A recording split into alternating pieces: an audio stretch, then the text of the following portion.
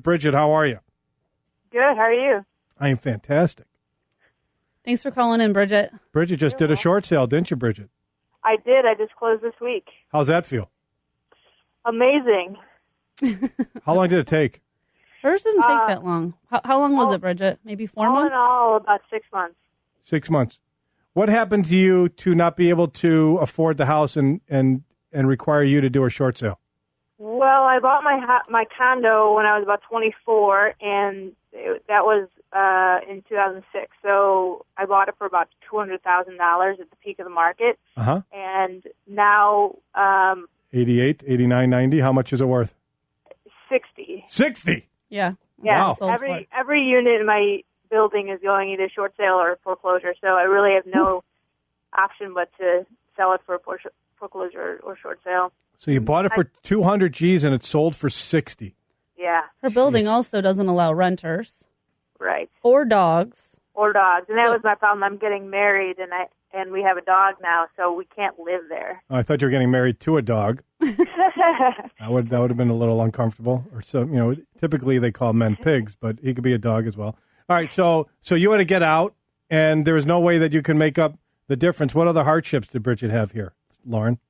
I'll let Bridget tell you. Yeah, Bridget, what would a lot of people don't understand when you do a short sale, Bridget, that you need to have hardships. Now, having to move and having a home that was worth $200,000, worth $60,000, that's a hardship because you don't have the extra over $100,000 to make up to bring into the closing. But what other hardships did you have?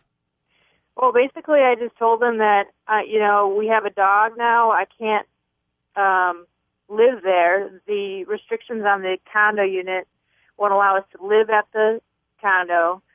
It won't let us to rent there. I was able to have an exception where I rented 1 year, but even the market rent wouldn't allow me to sustain the cost of the mortgage. So I was paying out of pocket over $200 a month. So I included that in my hardship letter to the mortgage as well. Yeah.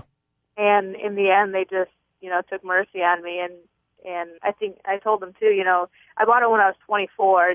Really, no one could foresee the market changing. No.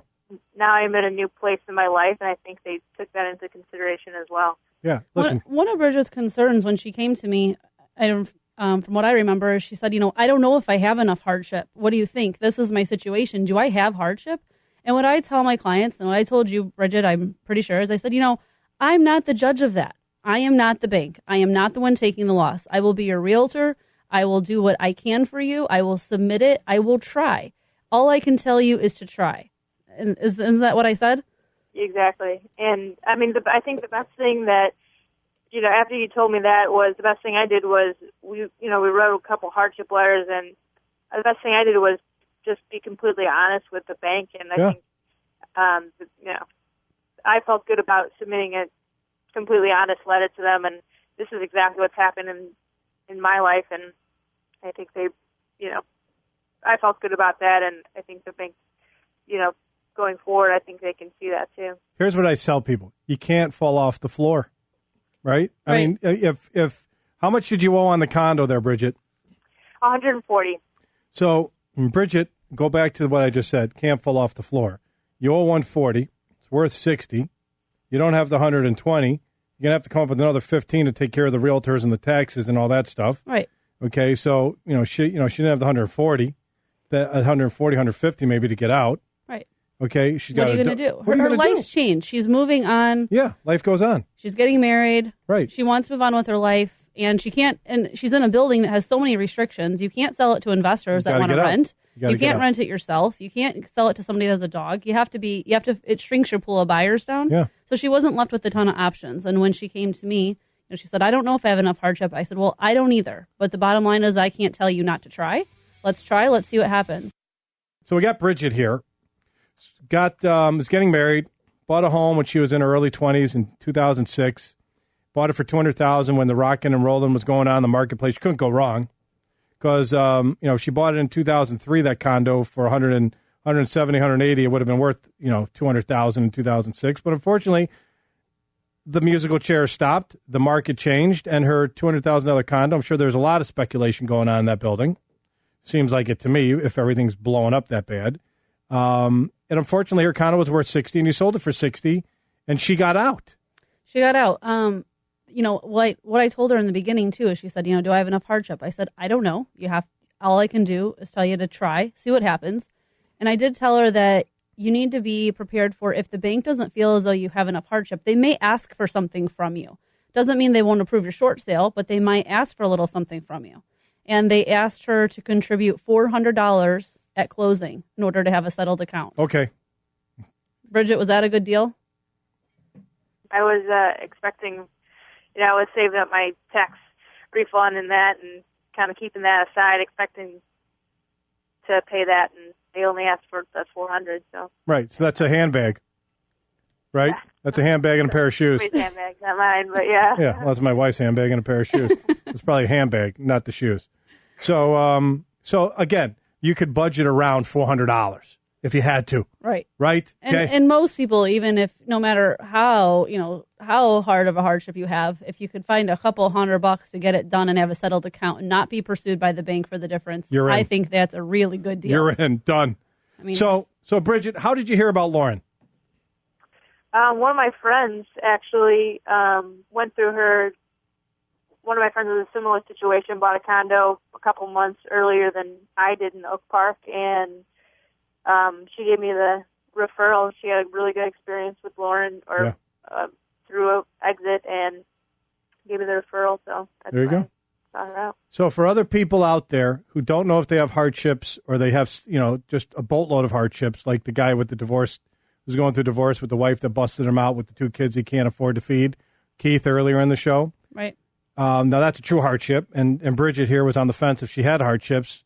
Right. So Bridget, we've got North South Pole here. What would you tell other people that were going through what you were going through about just picking up the phone and calling instead of just giving up and throwing the keys on the table and walking away? Well, I definitely felt like I was in a tough situation. You feel like there's nowhere to go. Like you're stressed out about it, and you definitely ask questions to someone who is either in the situation or knows where to get information about it. Because once you start asking questions to someone who knows about it, it gets easier to accomplish. I didn't think like this was even going to be possible for me, and 6 months later, it's done, and I have very few scars about it. There are a few wounds to lick. $400 later, and I'll have to get a little credit score. Yeah. But I didn't even think it was a possibility. When you hear someone say short sale, it didn't seem like a possibility for me until I started asking some questions. So I would say that start asking questions because it might be a possibility for anybody. Yeah, don't worry about it. I'm sure your boyfriend or fiance will lick those wounds for you and make them feel better. You got don't hit the button, Leo. That's okay. So that's why we have boyfriends and girlfriends to do the licking. So here's the deal. It's over. It's done with, right? And now you move on. You move on. Okay? You have an end date of your disaster. That's the key to the short sale. There's an ending period. There's an ending date. You now are done with the disaster, and you could see forward and just move forward and don't look back. Okay, Bridget? Yep. She has a settled account. The bank's not going to pursue her for the difference. It's in her done. approval letter, it says no deficiency judgment She's done. will be issued against you. She's going to be 1099'd by the bank. A lot of people hear that and they freak out. But the bottom line is the bank will 1099 you when they say that they're going to give you a settled account. And due to the Mortgage Forgiveness Debt Relief Act, because it is her primary property, she's not going to owe anything on that 1099. The other way to not owe anything is if you're insolvent, which means you have more debt than cash assets to pay it all off. Then you're considered insolvent. So Bridget will qualify under primary residence. She doesn't own any other property. This was the only one that she owned. And at the end of the day, she's not going to have to pay income tax on that 1099. So it's just a wash. But it is the bank's way of writing off their loss. It's done. It's over with. She's ready to go. Bridget, for other people out there in a similar situation, what would you tell them? I would say it's not hopeless. It's not hopeless. There you go. How That's cool good. is that? Well, thanks for calling, Bridget. I appreciate it.